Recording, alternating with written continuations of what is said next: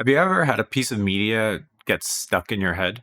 For me, it's this one specific Grand Theft Auto ad that ran in the United Kingdom, and it's just a video of Nico, who's the main character, and he's walking around the city, and there's crazy things happening behind him. And so it's cutting between a helicopter, a gunfight, him shopping, him stealing a car, and a track called Get Innocuous by LCD Sound System is playing in the background, like it's really, really good. I'm going to link it in the description. You should watch it.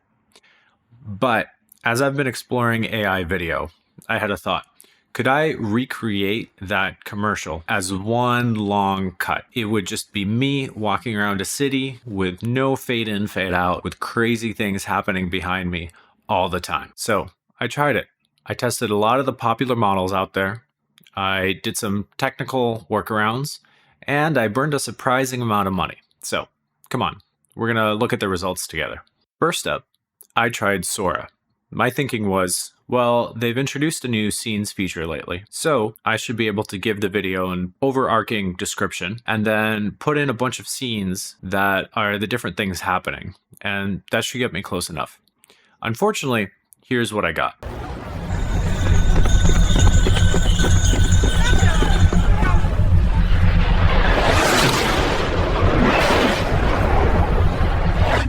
As you can see, it doesn't look like what I want. It looks like every other Sora video.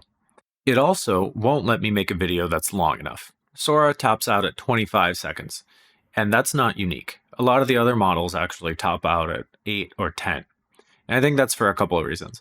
One is these things are expensive to generate, and two, I think the video quality will drop really fast the longer you try to keep a video coherent. And this is something I knew I would have to get around to make this thing. So I found a tweet that I saw by Farad Bilal about his approach to generating longer videos. The biggest issue with AI video is that if you're trying to generate it in multiple chunks, the chunks will be wildly inconsistent with each other. His hack is to ask Gemini to generate a series of 4 or 9 keyframes, or specific positions in the video, all as part of one image. By forcing the AI to render these images at the same time, it's a lot easier for it to keep the lighting and subject matter and style consistent because it's thinking about all of it at the same time. So step one was to generate one mood image that had the style I wanted for the whole video that I could then give to Gemini to get the full 9 keyframes. And so I gave it a picture of me to insert into a city. And then I used that result picture and a screenshot from the movie Chinatown to get kind of the stylistic presentation that I wanted. Here is how the frames came out. Now, this is not perfect, and there's some consistency issues here that you're going to see highlighted as we try to feed this into one continuous video. I think it's hard for it to generate a picture of me 10 feet further down a specific street 9 times in a row. I didn't really know how to fix it at this point, so I just decided to go with it. But first, I need a model that can generate video between 2 pictures. So the first frame of the video that it's generating will be the first picture, and the last frame is going to be the last picture. Not every video model can do this, but this is the only way to guarantee that the 8 or so videos I get at the end can be stitched together to form one continuous video. I decided to use a tool called Runway. It's very popular, it has its own model that lets me have the features that I need. And I generated a couple of videos with it between the keyframes that I pulled out of the big image.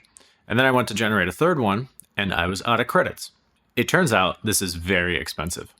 The plan I was on let me buy credits for 1,000 credits for $10. Each video I was generating was over 300 credits.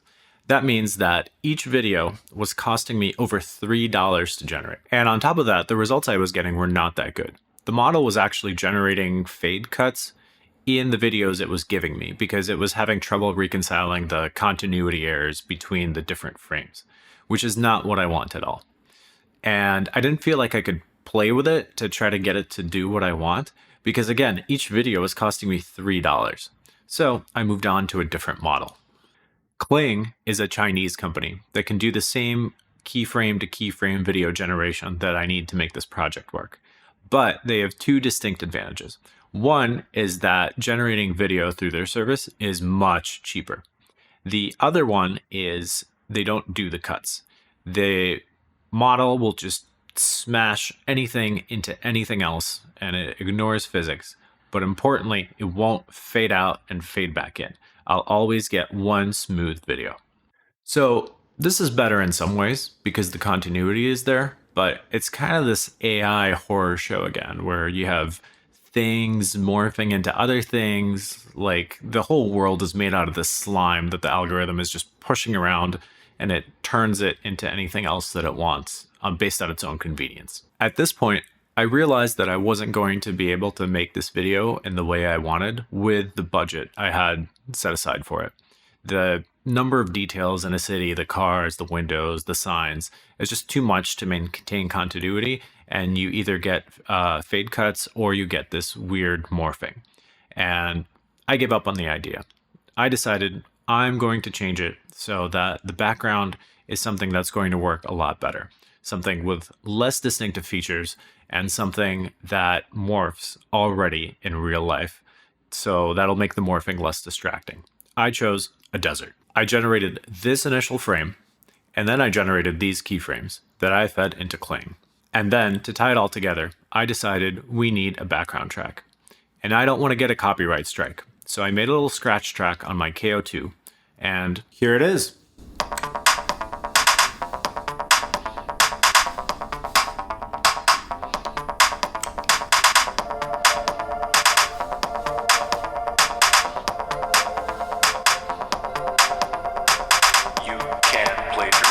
Don't it make you feel alive? You can't plagiarize. Don't it make you feel alive?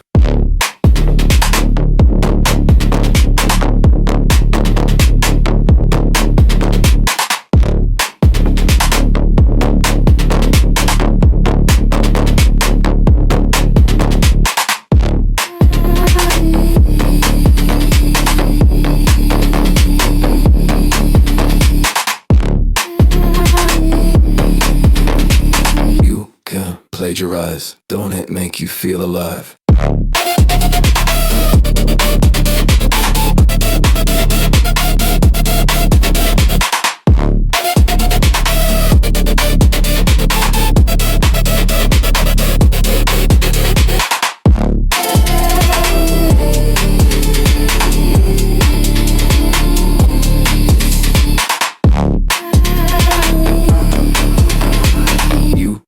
Plagiarize. Don't it make you feel alive? So, it's okay. And to prove it's not just this model doing this, I spent the last $10 in my Runway account to generate this video with the same keyframes. I think the image is a bit better quality, and the animations are 50-50, but I wouldn't call it way better. In any case, though, I had a lot of fun doing this exploration, and I'm glad you joined me for it. I'll put links to everything down in the description, and thank you for watching.